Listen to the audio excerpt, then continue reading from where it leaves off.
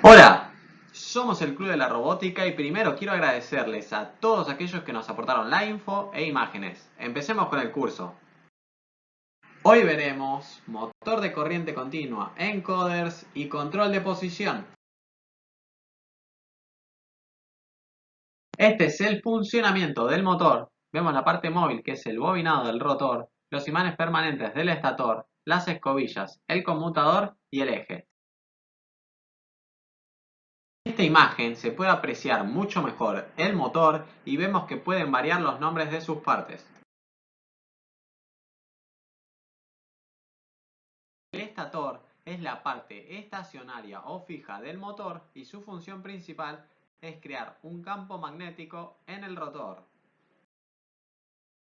El rotor es la parte giratoria del motor y está formado por una armadura y varios devanados. Como recordarán de física de la ley de Faraday, un circuito cerrado o una bobina colocada en un campo magnético experimentará un par proporcional a la corriente que fluye a través de él. Entonces, el par ejercido del motor es igual a la suma de los pares ejercidos en cada uno de los devanados por el campo magnético.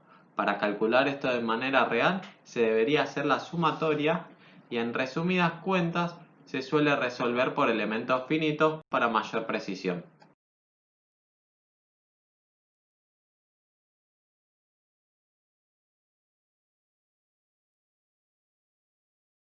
Terminales. Por ellos entra toda la energía eléctrica del motor.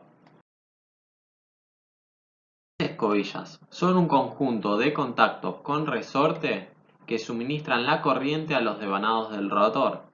Estas se ponen en contacto con el rotor mediante el conmutador. Las escobillas y el conmutador tienen el objetivo fundamental de determinar qué devanados reciben corriente en función de su orientación en el campo magnético del motor. Los bobinados que pasan por la corriente en la que se produce el par máximo están conectados a las escobillas y la dirección de la corriente está sincronizada para que las bobinas en los lados opuestos del rotor produzcan pares en la misma dirección.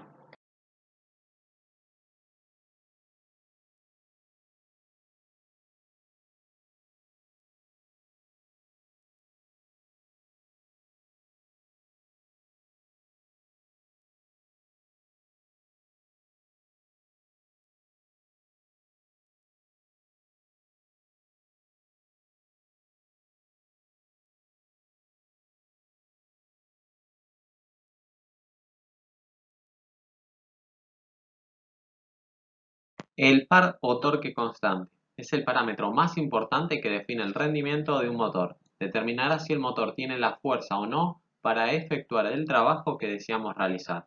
La constante Kt es solo una constante empírica dada por el fabricante que relaciona la entrada de corriente con la salida del par. Continuamos con la constante del par. Notamos que para la práctica la velocidad máxima de operación del motor está relacionada inversamente con la constante del par.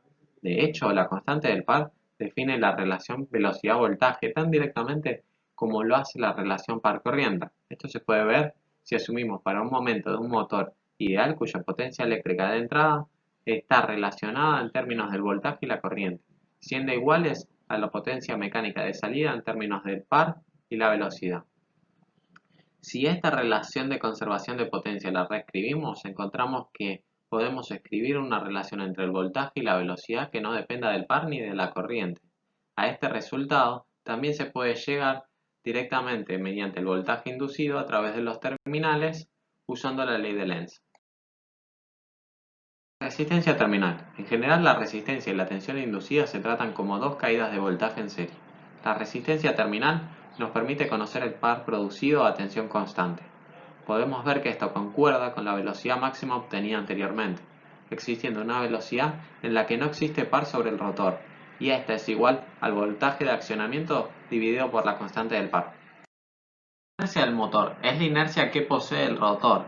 Recordemos que el rotor es la parte móvil. En la primera fórmula vemos una parte constante que es la resistencia terminal, la inercia y la constante del par. De la transformada de Laplace se encuentra una respuesta de frecuencia de primer orden, cuya constante de inercia está afectada linealmente por el tiempo. De ahí sale la constante mecánica de tiempo del motor y afecta la rapidez con la que el motor puede responder cuando se maneja un voltaje máximo. De esta fórmula deducimos que incluso si una gran carga está conectada a un motor, la inercia del motor aún puede dominar la respuesta mecánica de todo el sistema si la relación de transmisión en la caja de cambios es lo suficientemente grande. Recordemos que para los harmonic drives, como los de la imagen, se alcanzan relaciones de hasta 200 veces. La inductancia terminal se vuelve determinante cuando aparecen grandes frecuencias. Vemos la fórmula de la modulación por ancho de pulso o PWM y a su vez abajo vemos que los coeficientes acá son coeficientes de la serie de Fourier. Estos coeficientes nos permiten variar las ondas que se verían por un osciloscopio. Vemos el Arduino Shell que se puede utilizar para manejar varios motores a la vez. A la derecha vemos los trenes de pulso cuadrados con periodo T PWM y amplitud BD. El objetivo de un amplificador de corriente PWM es conseguir que esta entrada de conmutación de alta frecuencia produzca una corriente estable en el motor. Vemos la función del voltaje aparente por el PWM. El primer término de la función de transferencia entre el voltaje de conducción y la corriente, vemos los devanados del motor actúan como un filtro de paso bajo para las frecuencias de primer orden, cuya constante de tiempo es igual a la inductancia terminal sobre la resistencia terminal. La inductancia del motor es importante a altas frecuencias porque se utiliza para suavizar la respuesta de corriente a una entrada de voltaje conmutada. Una vez obtenida la fórmula final, vemos los siguientes gráficos. En el gráfico de la izquierda, vemos cómo la señal cuadrada se amortiza generando una función casi lineal a la salida del motor, mientras que en el gráfico de la derecha, vemos que ante ciertas frecuencias el motor no produciría flujo de voltaje o corriente, siendo esto muy importante porque sus pérdidas serían en calor y en la posterior rotura del equipo. Estas frecuencias se deben evitar. Un encoder es esencialmente un codificador de alta resolución, en bits. Sirve de conteo mecánico.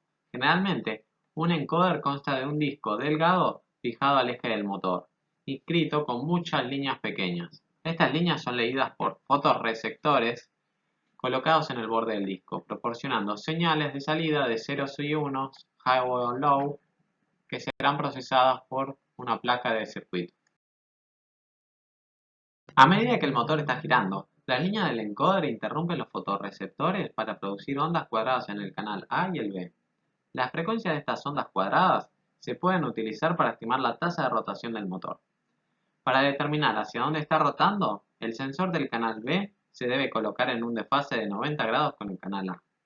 Como se muestra en la figura superior derecha, este desfase mediante un microprocesador nos permite conocer no solo la posición en la que se encuentra el motor, sino también su giro y por lo tanto su velocidad y aceleración, entre otras cosas. En la imagen inferior derecha vemos que el modo diferencial nos ayuda a eliminar el ruido.